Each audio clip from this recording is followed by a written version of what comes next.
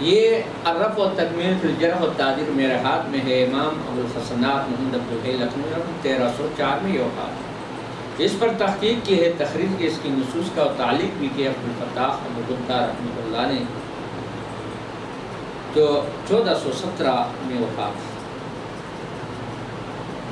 اب اس کا صفحہ ہے 189، 189، ایقاد نمبر 5، بیداری تنبیہ فمد الحکم علی الحدیث بالصحۃ والحسن والذوق، یعنی کسی حدیث پر بعض اوقات اصول حدیث کے اندر محدث حکم لگاتے ہیں صحت کا، کبھی حسن کا اور کبھی ذوق ہے۔ سو قال اہل حدیث، جہاں پر اہل حدیث محدثین کہتے ہیں هذا حدیث صحیح او حسن، فمرادهم، ان کا مراد کیا ہوتا ہے؟ فی ما ظہر لنا، بھائی ہمارے لیے جو ظاہر ہو چکا ہے ظاہر سند سے، تو اس میں ہم نے اس حدیث پر حکم لگایا صحیح کا، حسن کا، عملا بظاہر الاسناد، ظاہر اسناد پر عمل کرتے ہوئے۔ جس طرح قاضی ظاہر حال کو دلیل بناتے ہیں، تو اسی طرح یہ علماء جب بھی کسی حدیث پر بات کرتے ہیں حسن کا حکم لگاتے ہیں یا صحیح کا، وہ ظاہر حال سے، یہ نفس الامری معاملہ نہیں ہوتا ہے، اجتہادی معاملہ ہے۔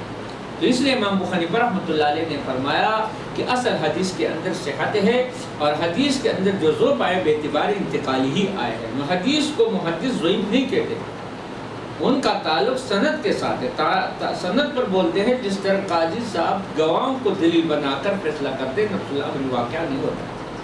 لا، اس طرح نہیں ہے کہ انه مقطون بصحته فی نفس الامر، کہ نفس الامر میں یہ اس پر قطع یقین ہے صحت کا، کیونکہ نفس الامر اللہ کو معلوم ہے، کیوں لجواز الخطا والنسیان سے، کیونکہ ممکن ہے کہ خطا وارد ہو جائے، نسیان وارد ہو جائے۔ ثقہ پر کبھی کبھی ثقہ آدمی ہوتا ہے وہ خطا کر جاتا ہے، غلطی کر جاتا ہے۔ وقضا قولهم، اس طرح علماء کا یہ قول کہ هذا حدیث ضعیف، تو اس کا مطلب یہ ہے کہ یہ بالکل مطلب اعتبار اصلی ضعیف نہیں ہوتا ہے۔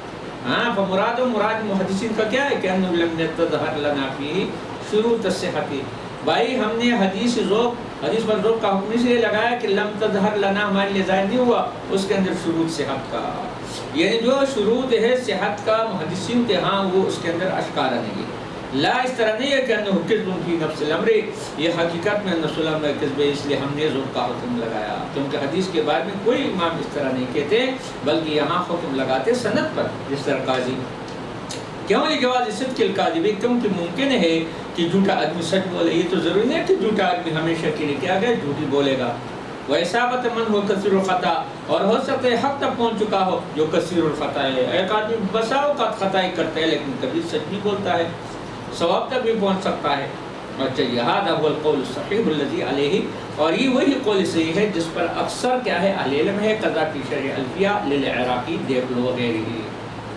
اب دیکھو اس کی مثال کے طور پر، دیکھو آپ کسی حدیث کے بارے میں جب سنیں گے ضعیف ہے، تو اس کا مطلب یہ نہیں ہے کہ مطلب اس کا بالکل ہی نہیں ہے کہ نفس الامر میں ضعیف۔